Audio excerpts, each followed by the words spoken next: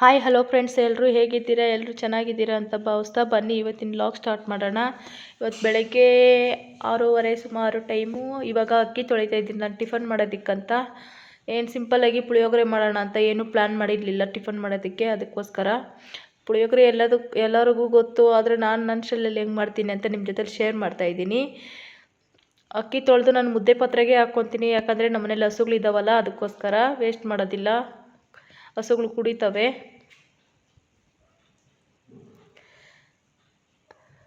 2-3 ಸರಿ ತೊಳ್ಕೊತೀನಿ ಅಕ್ಕಿ ನಾನು. ಇವಾಗ ಸ್ಟವ್ ಹಚ್ಚಿ ಕುಕ್ಕರ್ಗಿಟ್ಟೆ, ಪಕ್ಕದಲ್ಲಿ ಹಂಗೆ ಟೀ ಇಕ್ಕೊಳ್ತಾ ಇದ್ದೀನಿ.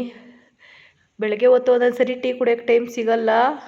ಟೈಮ್ ಇದ್ದಾಗ ಟೀ ಕುಡ್ಕೊಳ್ಳೋದು, ಇಲ್ಲಾಂದರೆ ಮಕ್ಕಳು ಹೋದ್ಮೇಲೆ ಸ್ಕೂಲ್ಗೆ ಹೋದ್ಮೇಲೆ ಟೀ ಕುಡಿಯೋದು ಕೂತ್ಕೊಂಡು ಆರಾಮಾಗಿ. ಇವತ್ತು ಸ್ವಲ್ಪ ಪುಳಿಯೋಗರೆ ಅಲ್ವಾ, ಈಸಿ ಅಂದ್ಬಿಟ್ಟು ಟೀ ಇವಾಗಲೇ ಕುಡ್ಕೊಂಡೆ.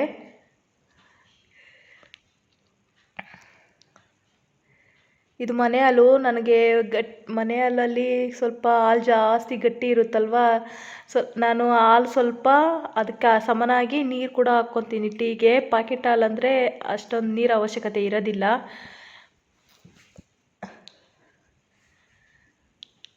ಹಾಲು ಸ್ವಲ್ಪ ಬಿಸಿ ಆದಮೇಲೆ ಟೀ ಪುಡಿ ಹಾಕ್ಕೊಂಡ್ರೆ ಸ್ವಲ್ಪ ಕಲರ್ ಚೆನ್ನಾಗಿ ಬರುತ್ತೆ. ಹಾಲು ಜೊತೆಲೇ ಹಾಕ್ಬಿಟ್ರೆ ಚೆನ್ನಾಗಿ ಬರೋದಿಲ್ಲ ಕಲರು. ಇವಾಗ ಆಮೇಲೆ ಲಾಸ್ಟ್ಗೆ ಸ್ವಲ್ಪ ಕುದ್ದಿದ ಮೇಲೆ ಸಕ್ಕರೆ ಹಾಕ್ಕೊತೀನಿ ನಾನು.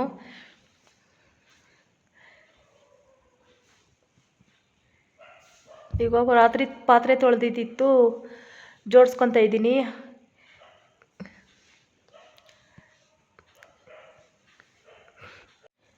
ಬಿಸಿಲು ಜಾಸ್ತಿ ಇದ್ದರೆ ರಾತ್ರಿ ತೊಳೆದಿರೋ ಪಾತ್ರೆ ಹಂಗೆ ಇಟ್ಟರೆ ತೊಳೆದಾಕಿರೋ ಪಾತ್ರೆ ಬೇಗ ಒಣಕೊಡುತ್ತೆ.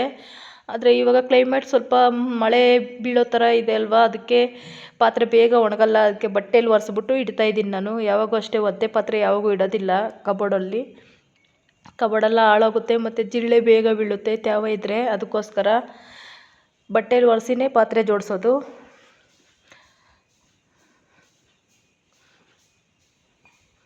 ನಾವು ಎಷ್ಟು ನೀಟಾಗಿ ಇಟ್ಕೋತೀವೋ ಕಬೋರ್ಡು ಅಷ್ಟೇ ನೀಟಾಗಿರುತ್ತೆ.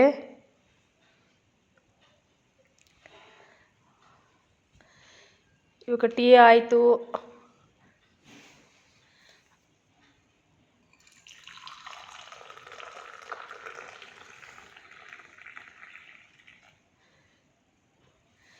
ಬನ್ನಿ ಟೀ ಕುಡಿಯೋಣ ಎಲ್ರೂ. ಈಗ ಮಧ್ಯಾಹ್ನಕ್ಕೆ ಲಂಚ್ ಮಾಡೋಣ ಅಂದ್ಬಿಟ್ಟು ಬೆಂಡೆಕಾಯಿ ತೊಳಿತಾ ಇದ್ದೀನಿ.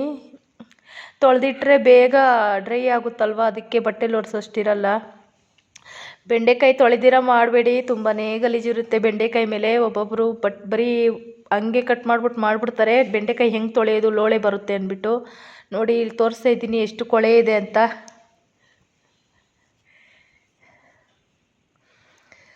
ನಾನು ಯಾವಾಗಲೂ ಹಿಂಗೆ ಮಾಡೋದು. ಮಧ್ಯಾಹ್ನ ಮಾಡ್ತೀನಿ ಅಂದರೆ ಬೆಳಗ್ಗೆನೇ ತೊಳೆದಿಕ್ಬಿಡ್ತೀನಿ, ಬೇಗ ಒಣಕೊಳ್ಳುತ್ತೆ. ಇವಾಗ ನನ್ನ ಮಗಳ ಲಂಚ್ ಬಾಕ್ಸ್ಗೆ ಇಲ್ಲಿ ಪುಳಿಯೋಗರೆ ಗೊಜ್ಜು ಮಾಡೋಣ ಅಂದ್ಬಿಟ್ಟು ಸ್ಟವ್ ಮೇಲೆ ಒಂದು ಕಡಾಯಿ ಇಟ್ಕೊಂಡು ಸ್ವಲ್ಪ ಎಣ್ಣೆ ಹಾಕಿ, ಸಾಸಿವೆ ಹಾಕಿ, ಕಡಲೆಬೀಜ ಹಾಕಿದ್ದೀನಿ, ಹಸಿ ಕಡಲೆಬೀಜ. ಕಡಲೆಬೀಜ ಫಸ್ಟೇ ಫ್ರೈ ಮಾಡಿ ಸೈಡ್ಗೆ ಎತ್ತಿಟ್ಕೊಂಡ್ರೆ ಅನ್ನದಲ್ಲಿ ಸ್ವಲ್ಪ ಮೆತ್ತಗಾಗಲ್ಲ. ನಾನು ಇವತ್ತು ಟೈಮ್ ಇಲ್ಲ ಅಂದ್ಬಿಟ್ಟು ಹಾಗೆ ಹಾಕಿ ಹುರಿತಾ ಇದ್ದೀನಿ. ಆಮೇಲೆ ಹಸಿ ಕಡಲೆಬೇಳೆ ಬೀಜ ಜೊತೆಲೇ ಹಸಿ ಕಡಲೆಬೇಳೆ ಹಾಕಿದ್ರೆ ತೀದೋಗುತ್ತೆ. ಅದಕ್ಕೋಸ್ಕರ ಸ್ವಲ್ಪ ಕಡಲೆಬೀಜ ಸ್ವಲ್ಪ ಫ್ರೈ ಆದಮೇಲಕ್ಕೆ ಹಸಿ ಕಡಲೆಬೇಳೆ ಸೇರಿಸ್ಕೊಂಡ್ರೆ ಚೆನ್ನಾಗಿ ಎರಡೂ ಹದವಾಗಿ ಚೆನ್ನಾಗಿರುತ್ತೆ. ಇವಾಗ ಜಾಸ್ತಿ ಹಾಕ್ಬಾರ್ದು, ಒಂದು 4 ಎಸಳು ಬೆಳ್ಳುಳ್ಳಿ ಹಾಕ್ಕೋಬೇಕು, ಚೆನ್ನಾಗಿರುತ್ತೆ ಪುಳಿಯೋಗರೆಗೆ ಟೇಸ್ಟು. ಆಮೇಲೆ ಒಣಮೆಣ್ಸಿನ್ಕಾಯಿ ಸೇರಿಸಿದ್ದೀನಿ ಇಲ್ಲಿ. ಎಲ್ಲನೂ ಫ್ರೈ ಮಾಡಿಕೊಂಡು ಕರಿಬೇವು ಸೊಪ್ಪು ಲಾಸ್ಟಿಗೆ ಹಾಕ್ಕೊಳ್ಳೋದು. ಫಸ್ಟಿಗೆ ಹಾಕ್ಕೊಬಿಟ್ರೆ ಕರಿಬೇವು ಸೊಪ್ಪು ಸ್ವಲ್ಪ ಡೆಲ್ಲ ಕಾಣಿಸುತ್ತೆ, ಅದಕ್ಕೋಸ್ಕರ ಲಾಸ್ಟಲ್ಲಿ ಸೇರಿಸ್ಕೊತಾ ಇದ್ದೀನಿ. ಇವಾಗ ಪುಳಿಯೋಗರೆ ಪೌಡ್ರು ನಾನು ಮಾಡ್ಕೊತೀನಿ ಪುಳಿಯೋಗರೆ ಪೌಡ್ರು, ಆದರೆ ಇವಾಗ ಖಾಲಿಯಾಗಿತ್ತು. ಪ್ಯಾಕೆಟ್ ತರಿಸಿದ್ದೆ, ಅದನ್ನೇ ಹಾಕಿ ಮಾಡ್ತಾಯಿದ್ದೀನಿ. ಇವಾಗ ಎಲ್ಲ ಚೆನ್ನಾಗಿ ಮಿಕ್ಸ್ ಮಾಡಿಕೊಂಡು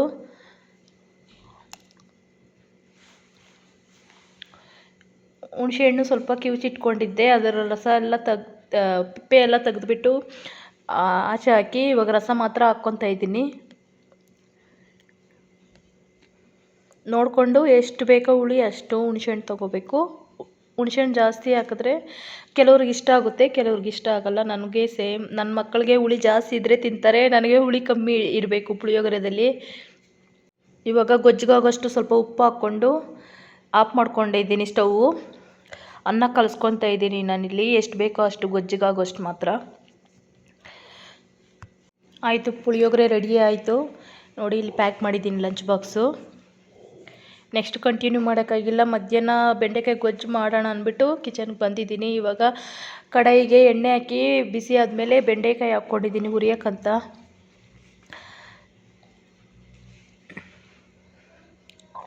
ಚೆನ್ನಾಗಿ ಕೈ ಆಡಿಸ್ಕೊಂಡು ಹುರ್ಕೋಬೇಕು, ಇಲ್ಲಾಂದರೆ ಲೋಳೆ ಜಾಸ್ತಿ ಬಿಟ್ಕೊಳ್ಳುತ್ತೆ. ಸ್ವಲ್ಪ ಅರಿಶಿನ ಪುಡಿ ಹಾಕ್ಕೊಂಡ್ರೆ ಲೋಳೆ ಬರೋದಿಲ್ಲ, ಚೆನ್ನಾಗಿ ಹುರ್ಕೋಬೋದು. ಇವಾಗ ಬೆಂಡೆಕಾಯಿ ಹುರಿದಿದ್ದಾಯಿತು. ಇವಾಗ ಅದೇ ಕಡಾಯಿಗೆ ಎಣ್ಣೆ ಹಾಕಿ, ಸಾಸಿವೆ ಹಾಕಿ, ಕರಿಬೇವು ಸೊಪ್ಪು ಹಾಕಿ, ಸಣ್ಣದಾಗಿ ಹೆಚ್ಚಿರೋ ಈರುಳ್ಳಿ ಮತ್ತು ಬೆಳ್ಳುಳ್ಳಿ, 2 ಅಥವಾ 3 ಹಸಿಮೆಣ್ಸಿನ್ಕಾಯಿ, ಚಿಲ್ಲಿ ಪೌಡ್ರು ನಾನು ಸೇರಿಸ್ಕೊತೀನಿ, ಆದರೆ ಹಸಿಮೆಣ್ಸಿನ್ಕಾಯಿ ಹಾಕಿದ್ರೆ ಫ್ಲೇವರ್ ಚೆನ್ನಾಗಿರುತ್ತೆ. ಇದು ನಮ್ಮಮ್ಮ ಹೇಳ್ಕೊಟ್ಟಿರೋದು ನನಗೆ. ನಮ್ಮಮ್ಮ ಆವಾಗ ನಾವು ಚಿಕ್ಕ ಮಕ್ಕಳಲ್ಲಿ ಈ ಥರ ಸಿಂಪಲಾಗಿ ಈ ಥರ ಮಾಡಿಬಿಡೋರು, ರುಬ್ಬಿದಿರ ಹಂಗೆ ಕಟ್ ಮಾಡಿ ಸೇರಿಸಿ ಹಾಕಿ ಮಾಡೋರು, ಸೂಪರಾಗಿರ್ತಾಯಿತ್ತು. ನನಗದೇ ಇಷ್ಟ ರುಬ್ಬಿ ಮಾಡೋದಕ್ಕಿಂತ. ಇವಾಗ ಈರುಳ್ಳಿ ಎಲ್ಲ ಫ್ರೈ ಆಗಿದೆ, ಚೆನ್ನಾಗಿ ಕೆಂಬಣ್ಣ ಬರೋವರೆಗೂ ಹುರ್ಕೋಬೇಕು ಈರುಳ್ಳಿ. ಇವಾಗ ಟೊಮೊಟೊ ಹಾಕೋಷ್ಟು ಇರಲಿಲ್ಲ, ಆದರೆ ನನಗೆ ಗ್ರೇವಿ ಸ್ವಲ್ಪ ಜಾಸ್ತಿ ಬೇಕು ಅಂದ್ಬಿಟ್ಟು ಟೊಮೊಟೊ ಸೇರಿಸಿದ್ದೀನಿ. ನೀವು ಬೇಕಿದ್ದರೆ ಟೊಮೊಟೊ ಸೇರಿಸ್ತಿರೂ ಮಾಡ್ಕೋಬೋದು, ಇಲ್ಲ ಅರ್ಧ ಟೊಮೊಟೊ ಹಾಕಿದ್ರೆ ಸಾಕು, ತುಂಬ ಚೆನ್ನಾಗಿರುತ್ತೆ. ಟೊಮೊಟೊ ಹಾಕ್ದಿರ ಮಾಡಿದ್ರೆ ನನಗೆ ಗ್ರೇವಿ ಬೇಕಿತ್ತು ಅಂದ್ಬಿಟ್ಟು ಟೊಮೊಟೊ ಸೇರಿಸಿದ್ದೀನಿ. ಇಲ್ಲಿ ಟೊಮೊಟೊಗೆ ಹಾಕಿದ್ಮೇಲೆ ಸ್ವಲ್ಪ ಇದೆಲ್ಲ ಬೇಯೋದಕ್ಕಂತ ಸ್ವಲ್ಪ ಉಪ್ಪು ಹಾಕ್ಕೋಬೇಕು, ಬೇಗ ಬೇಯುತ್ತಲ್ವ ಅದಕ್ಕೋಸ್ಕರ. ಆಮೇಲೆ ಬೆಂಡೆಕಾಯಿಗೆ ಸ್ವಲ್ಪ ಹಾಕಬೇಕು. ಇವಾಗ ಸ್ವಲ್ಪ ಮಾತ್ರ ಹಾಕಿದ್ದೀನಿ ಬೇಯೋದಕ್ಕಂತ. ಟೊಮೊಟೊ ಮ್ಯಾಶ್ ಆಗಿದೆ. ಇವಾಗ ಧನಿಯಾ ಪುಡಿ ಸೇರಿಸ್ಕೊತಾ ಇದ್ದೀನಿ 2 ಸ್ಪೂನ್ ಆಗೋಷ್ಟು. ಆಮೇಲೆ 1 ಸ್ಪೂನ್ ಆಗೋಷ್ಟು ರೆಡ್ ಚಿಲ್ಲಿ ಪೌಡ್ರು. ಖಾರ ಜಾಸ್ತಿ ಇಲ್ಲ, ಅದಕ್ಕೆ 1 ಸ್ಪೂನ್ ಹಾಕ್ತಾಯಿದ್ದೀನಿ ನಾನಿಲ್ಲಿ. ಜೊತೆಗೆ ಹಸಿಮೆಣ್ಸಿನ್ಕಾಯಿ ಕೂಡ ಹಾಕಿದ್ದೀನಲ್ವ, ಅದಕ್ಕೆ ನೋಡ್ಕೊಂಡು ಹಾಕ್ಕೊಳ್ಳಿ. ನೆಕ್ಸ್ಟು ಗರಂ ಮಸಾಲ ಸ್ವಲ್ಪ ಸೇರಿಸ್ಕೊತಾ ಇದ್ದೀನಿ, ಜಾಸ್ತಿ ಬೇಡ, ಸ್ವಲ್ಪ ಮಾತ್ರ.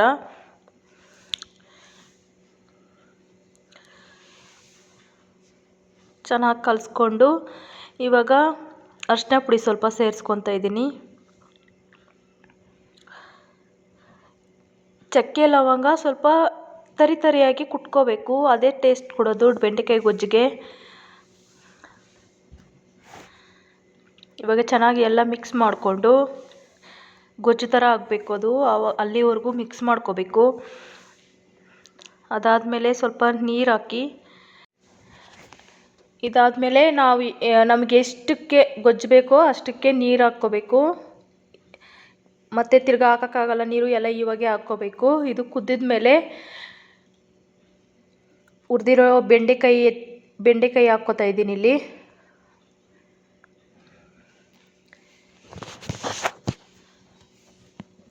ಚೆನ್ನಾಗಿ ತಿರ್ಸ್ಕೊಂಡು ರುಚಿಗೆ ತಕ್ಕಷ್ಟು ಉಪ್ಪು ಚೆಕ್ ಮಾಡ್ಕೊಳ್ಳಿ ಲಾಸ್ಟಲ್ಲಿ. ಚೆನ್ನಾಗಿ ಕುದ್ದಿದ್ಮೇಲೆ ಬೆಂಡೆಕಾಯಿ ಜಾಸ್ತಿ ಬೆಂದರೆ ಚೆನ್ನಾಗಿರಲ್ಲ, ನೋಡಿಕೊಂಡು ಸ್ಟವ್ ಆಫ್ ಮಾಡಿಕೊಂಡ್ರೆ ಬೆಂಡೆಕಾಯಿ ಗೊಜ್ಜು ರೆಡಿ. ಇವಾಗ ಸಾಯಂಕಾಲ ನಮ್ಮ ಹಸುಗಳು ಬಂದಿದ್ವು, ಕುಡ್ತಿ ಎಲ್ಲ ರೆಡಿ ಮಾಡಿಟ್ಟಿದ್ದೆ ನಾನು. ಬಂದವು, ಒಂದ್ರ ಮೇಲೆ ಒಂದು ಬರ್ತಾನೆ ಇರ್ತವೆ. ಆಮೇಲೆ ಕಟ್ಟಾಕಿದ್ದಾಯಿತು.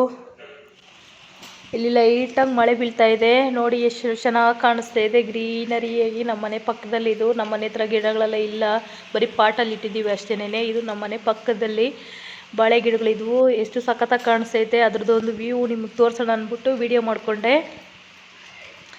ಕ್ಲೈಮೇಟ್ ಒಂಥರ ಏನಾದರೂ ತಿನ್ನಬೇಕು ಬಿಸಿ ಬಿಸಿಯಾಗಿ ಅನ್ನಿಸ್ತಾ ಇತ್ತು. ಅದಕ್ಕೋಸ್ಕರ ಇವಾಗ ನಾನು ನನ್ನ ಮಗಳು ಕಿಚನ್ಗೆ ಬಂದು ಪನ್ನೀರು ಅಲ್ಲಿ ಏನು ಮಾಡೋದು ಅಂತ ಯೋಚನೆ ಮಾಡುವಾಗ ಪಾಪ್ಕಾರ್ನ್ ಮಾಡೋಣಮ್ಮ ಅಂತ ಹೇಳಿದ್ಲು, ಅವಳೇ ಐಡಿಯಾ ಕೊಟ್ಟಿದ್ದು. ಇವಾಗ 2 ಸ್ಪೂನ್ ಧನಿಯಾ ಪುಡಿ, 1 ಸ್ಪೂನ್ ಖಾರದ ಪುಡಿ, ಮತ್ತು ಸ್ವಲ್ಪ ಅರಿಶಿನ ಪುಡಿ,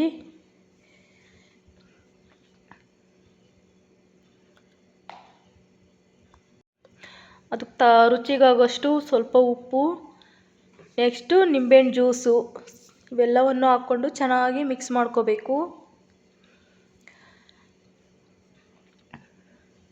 ನನ್ನ ಮಗಳಿಗೆ ಈ ಥರ ಎಲ್ಲ ಡಿಶಸ್ ಮಾಡಬೇಕಂದ್ರೆ ತುಂಬ ಇಂಟ್ರೆಸ್ಟು. ಪಕ್ಕದಲ್ಲಿ ನಾನು ಇರ್ತೀನಿ. ನಾನು ಬರೀ ಮುದ್ದೆ ರೈಸ್ ಐಟಮು ಆ ಥರ ಜಾಸ್ತಿ ಮಾಡೋದು. ವೆರೈಟಿ ಟ್ರೈ ಮಾಡೋದಂದರೆ ನನ್ನ ಮಗಳೇನೇನೆ. ಇವಾಗ ನೋಡಿ ಅವಳೇ ಕಲಿಸ್ಕೊತಾ ಇದ್ದಾಳೆ, ನಾನು ಪಕ್ಕದಲ್ಲಿ ವೀಡಿಯೋ ಮಾಡ್ಕೊತಾ ಇದ್ದೀನಿ. ಇವಾಗ ನೀರು ಸ್ವಲ್ಪ ಸೇರಿಸ್ಕೊಳ್ಳೋಣ. ಅದು ಕರೆಕ್ಟಾಗಿ ಕಲಿಸ್ಕೋಬೇಕಲ್ವ, ಅದಕ್ಕೋಸ್ಕರ. ಇವಾಗ ಪನ್ನೀರು ಸಣ್ಣದಾಗಿ ಹೆಚ್ಕೊಂಡಿದ್ದೀನಿ. ಯಾಕಂದರೆ ಪಾಪ್ಕಾರ್ನ್ ಅಲ್ವಾ, ದಪ್ಪಗೆ ಹೆಚ್ಕೊಂಡ್ರೆ ಸಾಲಲ್ಲ, ಎಲ್ರಿಗೂ ಒಂದೇ ಬಾಯಿಗೆ ಆಗಿಬಿಡುತ್ತೆ. ಸ್ವಲ್ಪ ಸಣ್ಣದಾಗಿ ಹೆಚ್ಕೊಂಡ್ರೆ ಎಲ್ರಿಗೂ ಸ್ವಲ್ಪ ಕೊಡ್ಬೋದು. ಇವಾಗ ಕಲಸಿಟ್ಕೊಂಡಿದ್ದಾಯಿತು. 2 ಸ್ಪೂನ್ ಕಾರ್ನ್ಫ್ಲೋರ್ಗೆ ನೀರು ಹಾಕ್ಕೊಂಡು ಮಿಕ್ಸ್ ಮಾಡಿಕೊಂಡು ಪಕ್ಕದಲ್ಲಿ ಇಟ್ಕೊಂಡಿದ್ದೀನಿ. ಮತ್ತು ರಸ್ಕು ಅಥವಾ ಬ್ರೆಡ್ ಕ್ರಮ್ಸು ಎರಡರಲ್ಲಿ ಯಾವುದನ್ನ ಒಂದು ಪುಡಿ ಮಾಡಿ ಇಟ್ಕೋಬೇಕು. ಇಲ್ಲಿ ಸ್ವಲ್ಪ ತರಿಯಾಗಿ ಪುಡಿ ಮಾಡ್ಕೋಬೇಕಾಯಿತು. ನಾವು ಸ್ವಲ್ಪ ನೈಸಾಗಿ ಮಾಡಿಬಿಟ್ಟಿದ್ದೀವಿ. ಅದರಲ್ಲಿ ಆಮೇಲೆ ಪನ್ನೀರು ಕಲಸಿಟ್ಟಿದ್ವಲ್ಲ ಅದನ್ನು ಕಾರ್ನ್ಫ್ಲೋರಲ್ಲಿ ಡಿಪ್ ಮಾಡಿಬಿಟ್ಟು ಬ್ರೆಡ್ ಕ್ರಮ್ಸಲ್ಲಿ ಅಥವಾ ರಸ್ಕ್ ಕ್ರಮ್ಸಲ್ಲಿ ಅದ್ಬಿಟ್ಟು ಎಣ್ಣೆಲಿ ಬಿಟ್ಟರೆ ಫ್ರೈ ಮಾಡಿದ್ರೆ ಆಯಿತು. ಜಾಸ್ತಿ ಏನು ಫ್ರೈ ಆಗೋಷ್ಟು ಅವಶ್ಯಕತೆ ಇರಲ್ಲ, ಪನ್ನೀರ್ ಅಲ್ವಾ, ಬೇಗ ಆಗಿಬಿಡುತ್ತೆ. ನೋಡಿ ಎಷ್ಟು ಸಖತ್ತಾಗಿ ಕಾಣಿಸ್ತಾ ಇದೆ ಅಂತ. ಬಿಸಿ ತಿನ್ನೋದಕ್ಕೆ ಮಾತ್ರ ಸೂಪರಾಗಿರುತ್ತೆ. ಟ್ರೈ ಮಾಡಿ. ತಣ್ಣಗಾದರೆ ಚೆನ್ನಾಗಿರಲ್ಲ, ಬಿಸಿನೇ ಸರ್ವ್ ಮಾಡಿ.